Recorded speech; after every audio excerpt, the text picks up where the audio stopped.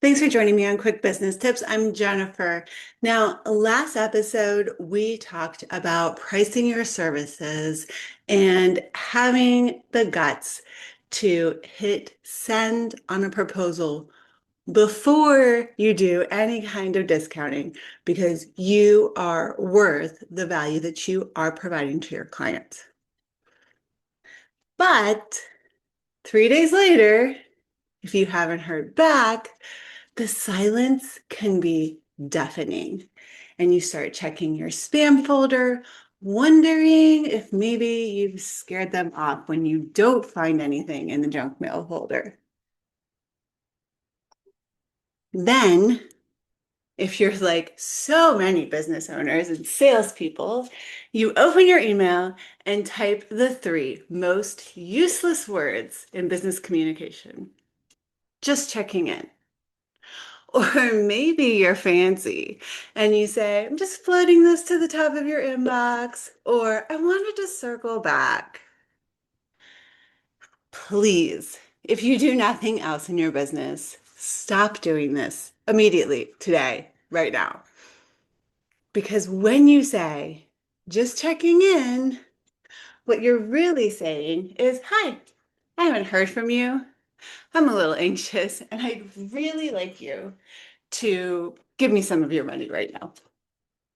This adds zero value to their day and this becomes a taking email instead of a providing or a gifting or a giving email.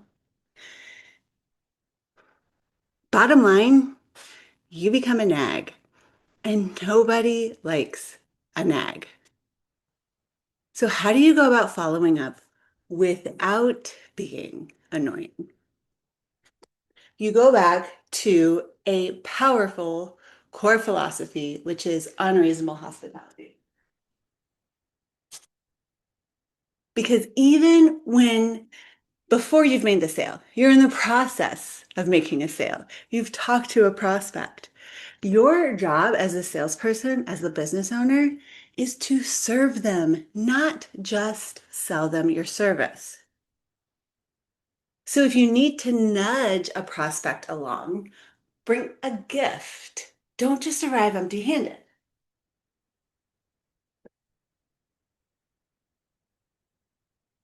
This is what we like to call a value-based follow-up.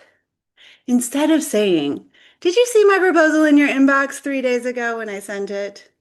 Send them something that helps them right now related to what you discussed with them in your pre-sales meeting.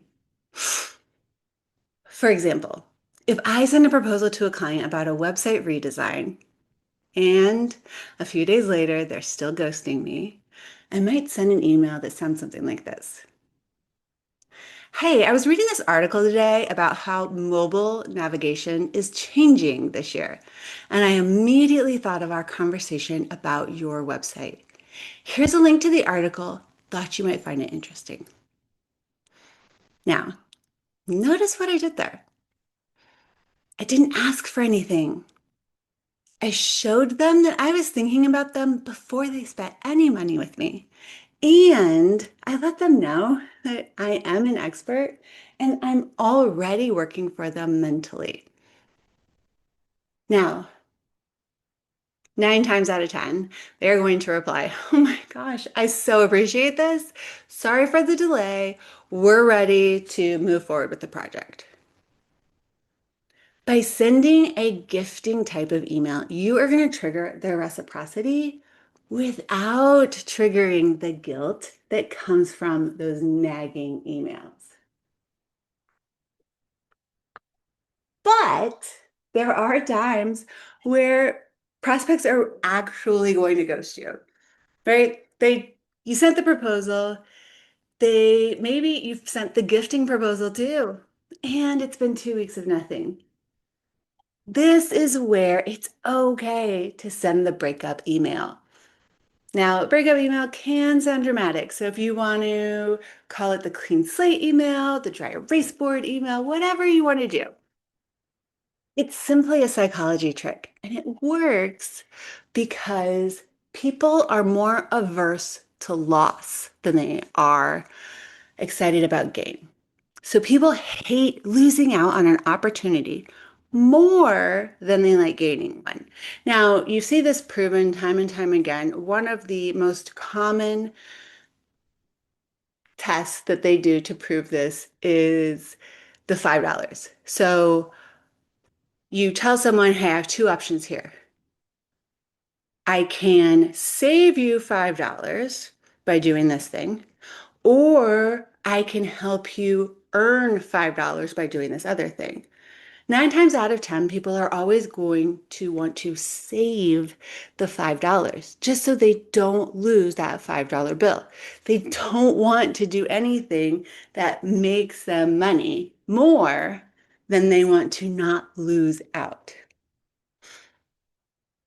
So, this is a general framework of how you can go about writing this clean slate or breakup email.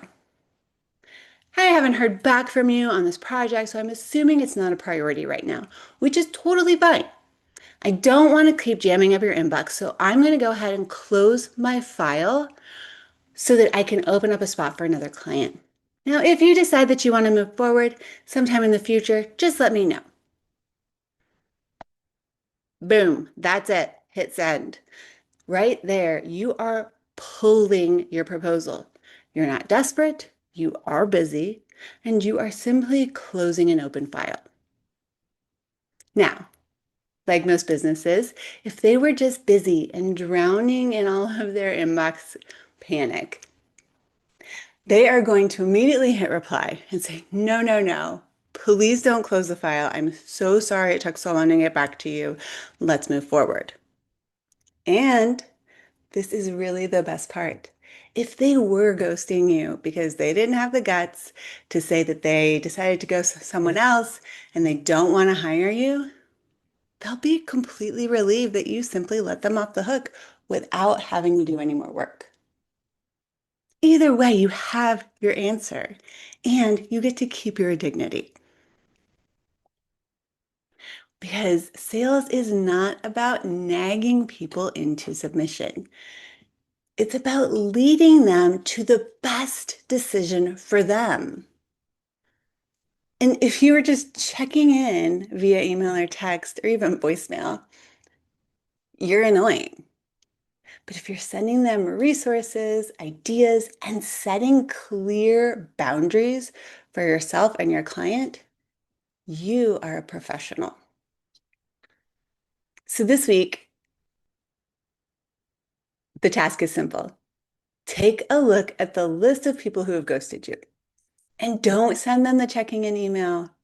Find an article, a resource, even if it's not your own. Send them some kind of value. And if after another 5 days or so they still don't respond, send them the breakup email, close the file, and move on because your time is too valuable to chase people who aren't seeking you out. This episode is short and sweet and leaves you so much time to do the thing that you know you need to do. Stop checking in, start adding value, and come back for our next episode of Quick Business Tips. I'm Jennifer Swineford with Limitless Impact Agency.